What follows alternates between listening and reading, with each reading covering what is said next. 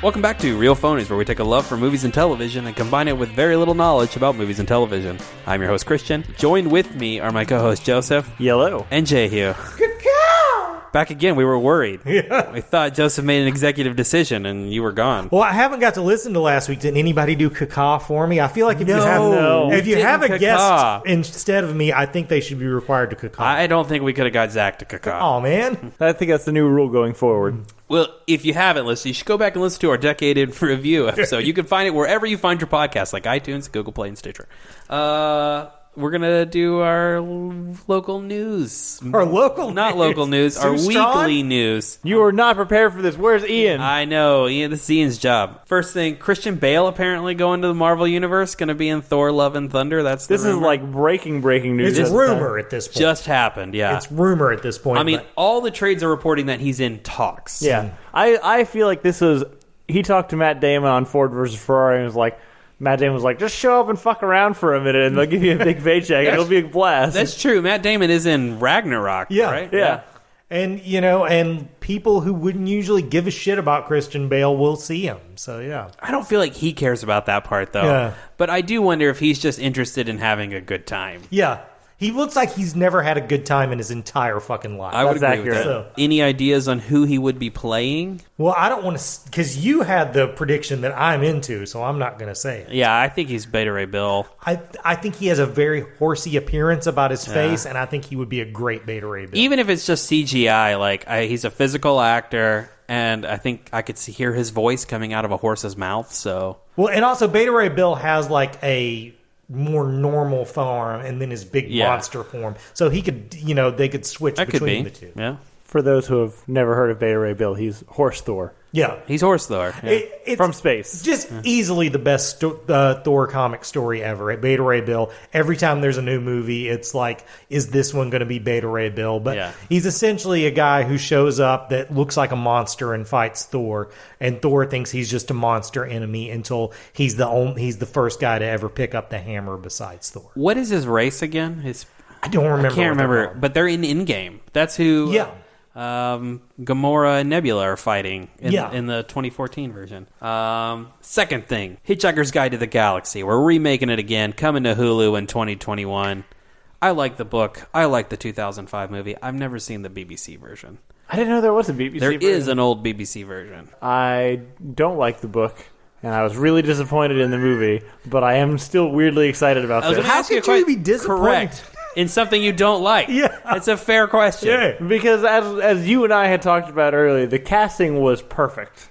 So even if I wasn't on board with the story, I was excited to watch all these actors that I like in parts that I thought they suited. Yeah.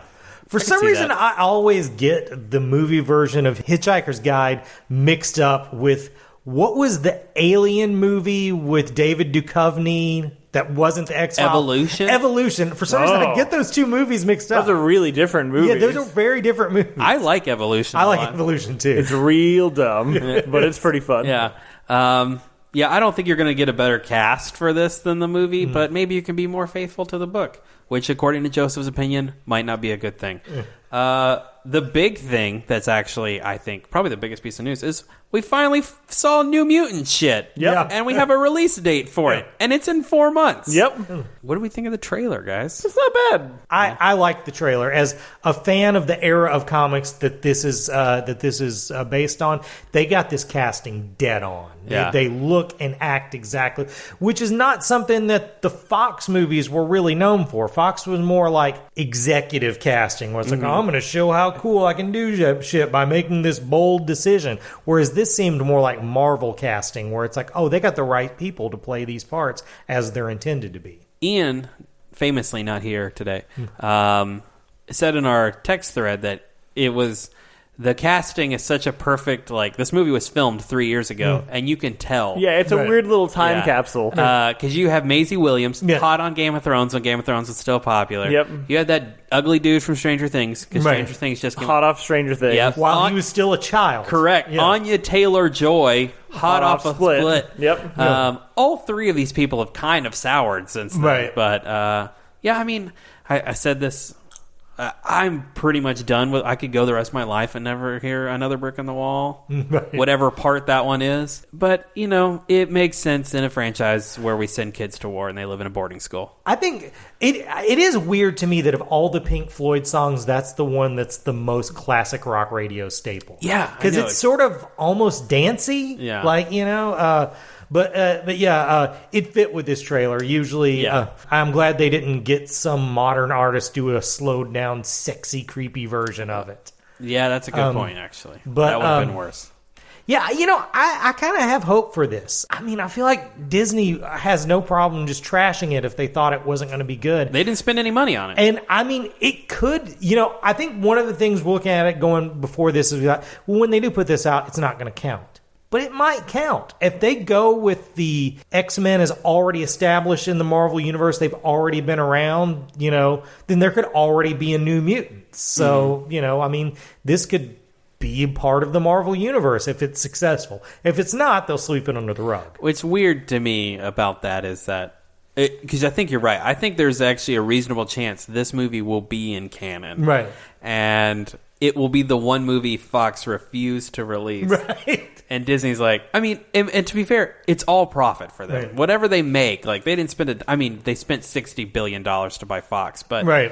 Whatever. Like, go for it. I do have hope in that whatever Fox execs thought was good was actually shit. And because they thought this was shit, I'm hopeful that the inverse is true and it's actually good. Well, and also the artist who drew the story that is based on, Bill Sienkiewicz, he's seen it and he's really down with it, and he's not like a bullshitty guy. So I have hopes. I do wonder if part of it, they say this is Josh Boone's original version for the film. That's why he's promoting it. Right. And I wonder if it was really Simon Kinberg who wasn't on board with this film. Well, probably. Yeah. Well, apparently they're making a sequel to Knives Out. Ryan Johnson and Daniel Craig want to come back for it. Fantastic. I still haven't seen this movie. Oh, man. Get on. Leave the podcast. Go watch it now. I hear it's great. I'm assuming people are excited for a sequel. I'm fucking excited about this. I mean, immediately after seeing it, the first thing me and Sarah said is I would watch 8 more movies about the Daniel Craig character. I just rewatched the trailer for what is it, The Gentleman, the new Guy Ritchie film, and I said out loud, if this guy made this movie every 2 to 3 years for the rest of his life, I'd watch them all. Right. Yeah. And I feel the same way about this until I'm soured on it. Watching Daniel Craig as Benoit Blanc sounds like a fucking great time again. The movie is just ridiculous fun. I think he learned on James Bond having this like sequel franchise thing is good for the payday, good for the bank account. I mean, he seems like he's having fun. It's hard to tell, but especially comparatively to how grumpy and like serious Bond has to be. Right. This seems like a much more fun character to play. What I was going to say is I just feel like he thinks, I can keep doing that without any of the requirements of being James Bond. Right, without having to stay in super shape. And good for him. Hope to see more of it. A Quiet Place 2. We finally saw some footage from that. We got a full trailer this week. Looks like it picks up immediately after the first film. Mm-hmm. Also going to get some flashback sequences. Yes. I dug that trailer. It's a really good trailer. I like the trailer too, yeah. I know. I think everybody here was a little suspicious of a sequel to this as far as like where do they go from here. Mm-hmm. But I mean, just that, and I don't even like necessarily the idea of like the flashbacks of the initial invasion, because it's one of the things I liked about the first one. But that first scene in the car, where the incident happened and it's just fucking chaos from inside the car. I love that. I'm in. Yeah, it looks like it's shot super cool. Yeah. Cillian Murphy. I fucking love Cillian Murphy. Is a fun introduction. Yeah. Brian Tyree Henry, I know, was cast. I think I maybe remember he had to pull out. I don't know. Jimon Hansu's in it. Yeah, maybe he did, but I think you're right. I think we've covered that on a previous episode of the podcast. Either way, looks like a good time. Yeah, I'm excited for that movie. Comes out in May. Yeah, this was definitely one that I didn't think needed a sequel, but it looks like it's a sequel I'll watch. Yeah, for sure. Also, I don't think it's a real beard, but Cillian Murphy was like, fuck you, John Krasinski's beard. I've got twice what you have. He does not. He doesn't. Yeah, it's not nearly as good as John's beard. Well, I mean, partly because you can still see that there's a face underneath Cillian Murphy's. Krasinski's beard is so thick and full. We could go on for hours talking about it. Finally, and this is not really end-worthy, but I ended on anyway. Apparently, Ahsoka Tano coming back finally after being away forever. I don't count Rise of Skywalker. The rumor is they're going to make a sequel to Star Wars Rebels, which has Sabine Wren and Ahsoka going out into the unknown regions to find Ezra Bridger, who disappeared at the end of Star Wars Rebels. Supposedly premiering on Disney Plus later this year. That would be very fast. So is that before we get the Clone Wars final season or not? Clone Wars debuts in like 3 weeks. Oh, okay, cool. Oh, that's something to be excited about. I think February, it's longer than that. It's February 17th, I believe. Will be Clone Wars the final season. But yeah, I'm really excited for this. Oh, I mean, Ahsoka has become my favorite Star Wars character, so I'm super excited. Joseph, you have any thoughts? I mean, I also like Ahsoka as a character.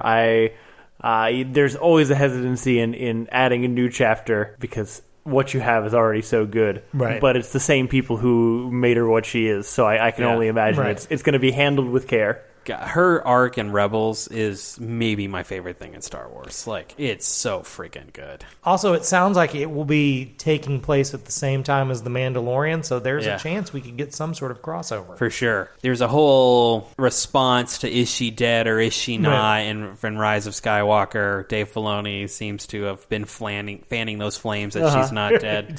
But I would say, with what they've done with that character, they literally can do anything. Right. She's cheated death more than once. Right. I don't know. I'm super on board. That's it. That's the news. That's the news. Fantastic.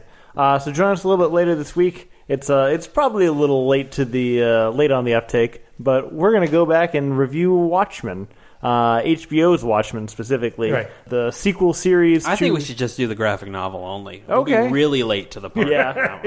The sequel to the graphic novel and kind of the movie. We'll get into that. But it's, to me anyway, probably the best TV series that came out this past year. I would go with that too. So if you haven't seen it, I mean, watch it first. But if you need a little bit more convincing, join us a little bit later this week. We'll have a lot for you there. In the meantime, thank you guys for listening. If you want to get in touch with us, you can reach us at realphonies@gmail.com. You can also follow us on Facebook and Twitter at realphonies, and on Instagram at real_phonies. Thanks to Zach Evans for art and Brian Velasquez for our theme. We'll see you guys later. Later.